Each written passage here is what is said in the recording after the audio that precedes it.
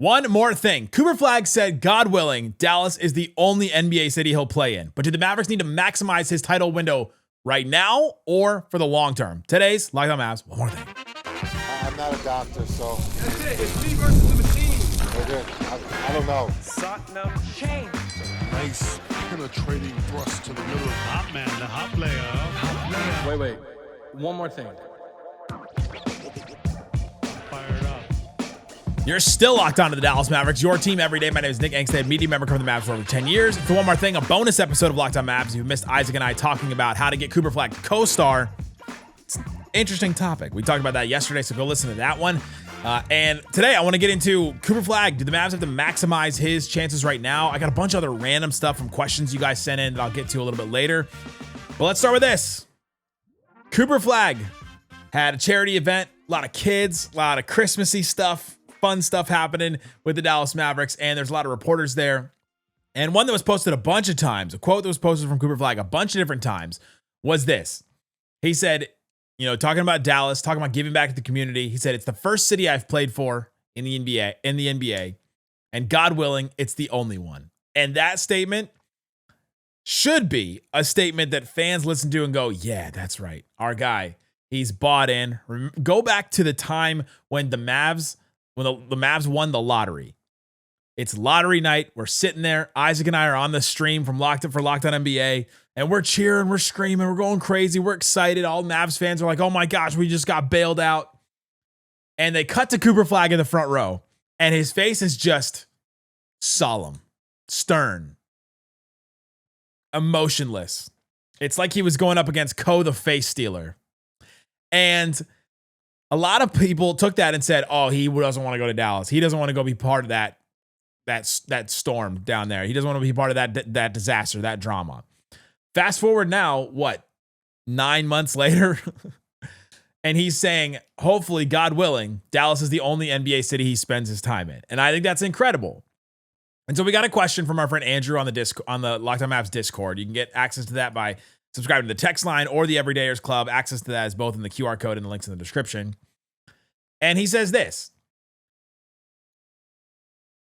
Do the Mavs see Cooper's early success as a sign to go all in on the AD Kyrie window through the 2026-2027 season, or maximize their chances long term? And I think this is an interesting question because under the Nico Harrison regime, it was all about win now. And he was the one that was saying it's win now. We're a win now team. He went all in before the Mavs even had, before Cooper Flagg was a twinkle in the eye of the Dallas Mavericks. It's not part of the vision. Before all that, they were going for it. They were a win now team. But now that the Nico Harrison regime is gone, or at least he is gone, a lot of the regime is actually still there, if you think about it. What do the Mavericks do now? Should they maximize it? And for me, Cooper Flagg is 18 years old. He's affecting winning right now. He's learning. And he's showing so much success right now. But I think the Mavs' maximum chance to win a title is if he's the number one, ready to go from jump. He's ready to go to win a title. And I don't think that's going to happen in the next 2 years. It doesn't happen for guys that quickly. And I think that's the amount of time they have for the Kyrie, Anthony Davis situation. I just don't think they have that much time. And I don't even think that those two guys are going to be healthy. Anthony Davis has not played 6 straight games for the Mavericks. He's not. Since he got traded to the Mavericks, he has not played in 6 straight games. He's played in 5 a couple of times, including this last stint. But then what happens? The next game against the Jazz, he doesn't play. Calf contusion. Now, maybe this is just the Mavs holding him out. Maybe this is some kind of trade thing. Maybe, whatever. Maybe they're obviously just being really cautious with his injuries. But the Mavs do literally have this year. They have next year, both players guaranteed, Anthony Davis and Kyrie Irving. And then they both have a player option, or if they both pick it up, the Mavs will be paying $104 million to Anthony Davis and Kyrie, which is kind of wild. What is that? What percentage is that of the cap that year? It will be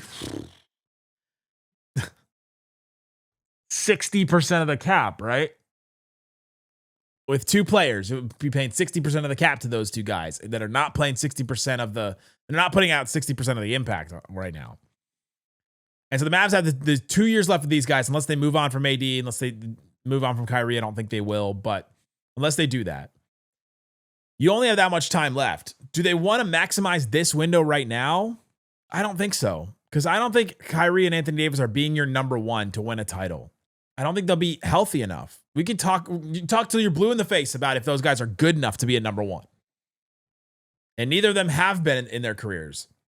But for them to just even be healthy enough to get there, you look at even some of the guys in the playoffs last year, like they get hurt. The older guys, they don't last in the finals. It's the youngest teams that made it there. The Pacers and the Thunder were the youngest teams. Teams that had guys in their prime or younger, and they made it. They outlasted some of the older teams. And so with Cooper Flagg, I think to answer the question is, I think you maximize the chances long-term. That's why on the show earlier today, Isaac and I were talking about how do we get a co-star for Cooper Flagg for the long-term? Because you got to get a lot of bites at the apple to find somebody like that. And then once you find somebody like that, you got to try a bunch of different iterations of the team until you find the one that actually works for you to actually go and win a title. And so I think that's where I land with this, is that you got to maximize the long-term window, because Cooper Flagg says, God willing, this is the only NBA home I have. And so you've got to plan for the long term with him. 10 years from now, he'll be 28, middle of his prime. 10 years from now. And for the most part, players don't win NBA titles until they're like 26, 27. Right? Shai Gilgeous-Alexander is 27 years old. Turned 27 in July. So he was 26 when the Thunder won the title. Right? Even look at LeBron. LeBron didn't win a title until he was like 26, 27 with the Heat. That's the years where players start to age into this. We were looking at it for Luka. The timeline for Luka was like, all right, this is the time right now. The Mavs need to have a team that's ready to go win a title, because this is Luka's window right now to win a title. He was too early the first couple of years. And then it got to the last year and we're like, all right, it's ready. They go to the finals. And then they do what they did. I think maximizing Cooper Flagg's window long-term is the thing. And which is why we've suggested tanking on this show. I do want to see Anthony Davis and Kyrie and Flagg all play together. But for the betterment of this team long-term, you tank this year. You don't have a lot of other bites of the apple to get that long-term star with Flagg. And that's how you maximize his chance long-term. Coming up, lots of other stuff from questions you guys asked. Great stuff. What's Flagg's ceiling and floor? I talk about Anthony Davis potential trades. I got a couple questions about the cup, bunch of other stuff. We'll get into that and more. Locked on Mavs. One more thing continues coming up. Today's episode of Locked on Mavs, the One More Thing, brought to you by our friends over at Robinhood.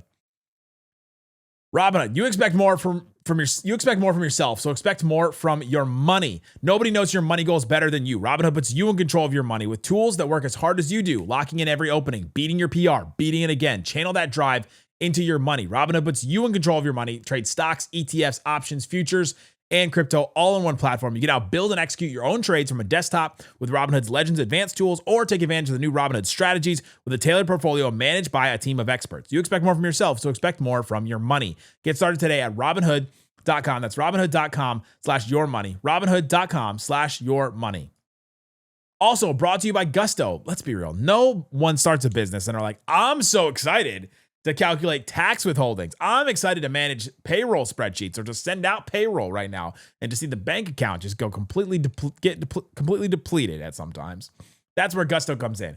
Take the stress out of payroll, benefits, and HR, so you can focus on running your business and supporting the team. It's an all-in-one, remote-friendly payroll and HR platform that helps managing your team, makes it transparent and fast. Whether you're hiring, onboarding, or paying employees, Gusto helps you do it all from one place without the hassle or the hidden fees.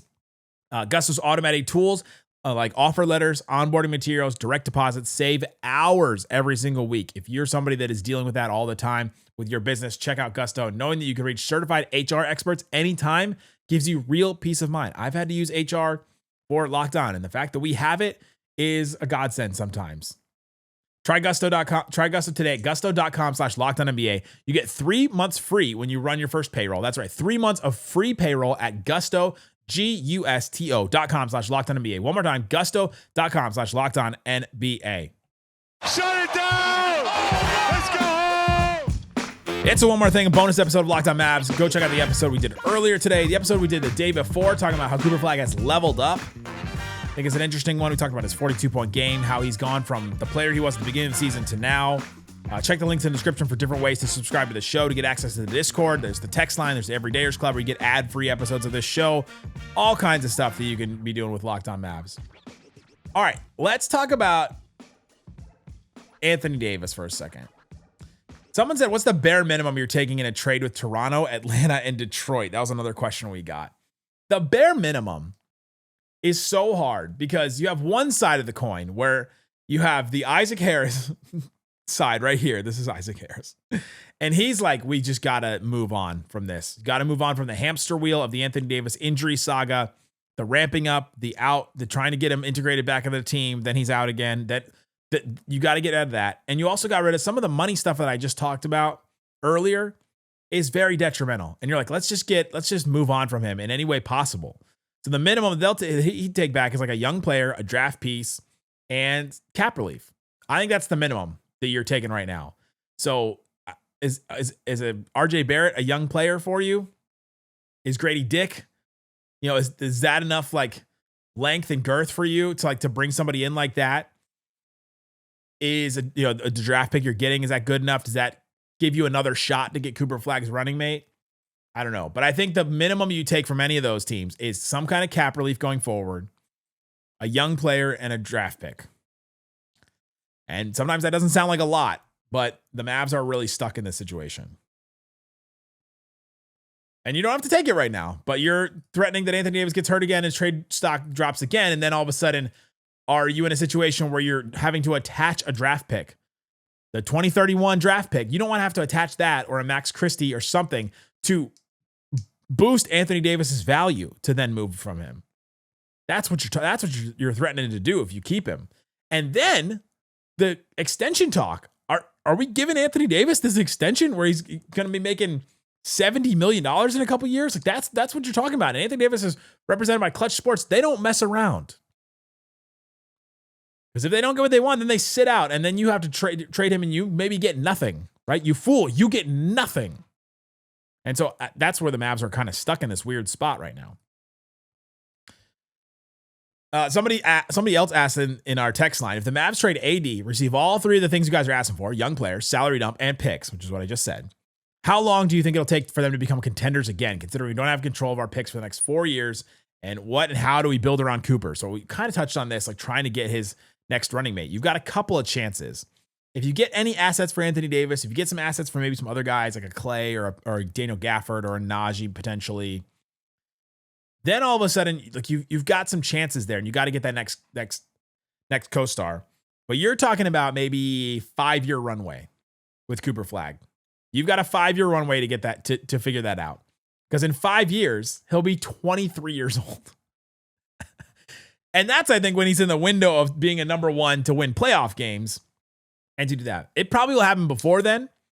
But if you want to talk about actually contending, actually being a contender, 23, I think, is probably the first time that he'll have 5 years under his belt of NBA strength and conditioning, 5 years of NBA coaching, 5 years of working with other players, playing in the NBA, playing against NBA defenses, all that. I think 5 years from now, I think that's the next time the Mavs will be a contender. At least the next chance they'll have one. And that's why when the Cooper Flagg thing happened, we're like, all right, you started this whole timeline over again. And it's all about building for the future. And in 5 years, you don't want to have to be looking back and go, oh my gosh, they didn't recoup any assets for any of these guys. The Mavs don't have their draft pick. They've got a Thunder pick this year. They got a Spurs pick in 2 years. Like they because of the swaps that Nico Harrison made, they went all in on this team, and then they didn't get any assets for the players when they did go all in. It's the life cycle of an NBA team. How do you think Moussa Cisse's, does he have a future with the organization? I get so pumped whenever he enters a game, but I can understand if they want to move on from him. Let's pump the brakes here for a second. Move on from him. Right? This is one where you're like, all right, let's do patience. He's a two-way player. The Mavs are just trying to figure out what they have in him. Remember, Brandon Williams was a two-way player a couple years ago, and he was not good. I remember every time Brandon Williams came in, you went, ooh, that's not an NBA player. Ooh, I don't know about that. Ooh, I don't know about that decision. Ooh, that was too fast. Like, he had the quick first step, but he didn't know what to do with it. Now, obviously, he spent a ton of time around Kyrie, and now he's Kyrie light, and he goes out there and he does NBA things where you're like, all right, that's an NBA player. There's some rough edges to smooth out, but he's an NBA player for sure. So the Moussa Cisse, like you're not like, just because Jason Kidd doesn't play him every night like he does Ryan Nembhard right now, that doesn't mean you're moving on from him. Like let's see what this guy can be in a little while. He had a great game for the Legends the other day. He's been impactful when he comes in games. Jason Kidd doesn't seem to really trust him right now, and that may take a little bit. How do you feel about the Knicks not hosting a banner for the Cup? I hate it personally. More trophies to go after are good for the game, with World Soccer as the obvious example. So these are questions. These questions we're getting on the Discord and the text line. I'm fine with it. I'm fine with them not hosting hoisting a banner for the Cup. They won what, like 7 games to get this? They win their group. The group is only 4 games. Then they won what, like 2 games? So they only played like 6 games for this. It's a fun thing. I think the trophy is way too big. The trophy is almost as big as the NBA Finals trophy, the Larry O'Brien trophy. Trophy needs to be a little smaller. Like, what are we talking about here? I think it's fun to celebrate it. I think it was fun that the Knicks tried hard, the Spurs tried hard, the Thunder maybe tried hard, maybe didn't. But I think those 2 teams tried hard. It made for fun basketball. I think it's working. But let's not act like it's a championship. It is a trophy, right? And I think even in World Soccer, there are differences between championships and trophies. Maybe they're not. Maybe I don't think about it like that. But I'm fine with them not hoisting a banner because, I mean, is it that different than a division banner? I don't think they should do division banners either. Every time I look up in the American Airlines Center and I see like Southwest Division Champion, I'm like, oh boy. Maybe that's just because we've downgraded divisions. And a long time ago, divisions were a lot more highly contested, and you talked about them, and it actually mattered for seeding in the NBA playoffs and all that stuff. And it actually had an impact on your long term. So you're like, oh, we won our division. That's a badge of honor for us. But it didn't affect they don't affect the long term viability of your team for the season anymore, and so they don't matter. And so I don't think that they matter like that. And it's kind of the same thing for the NBA Cup. It doesn't affect your long term viability for the season. The Bucks and the Lakers have won the NBA Cup, and they both got knocked out in the first round. So I don't know. I don't mind it. It's fine. They celebrated it. They hoisted the trophy. I think they hoisted the trophy. How many things do they need to hoist? They got medals for it. Like the kids, those kids from the YMCA club brought up medals to the guys. It's fine. It is what it is. That's more stuff on the Mavericks. Some questions to answer for you guys. Let us know in the comment section on YouTube or wherever what you think about Cooper Flagg and the Mavs window building around him. Thanks so much for listening to Locked on Mavs. Peace out.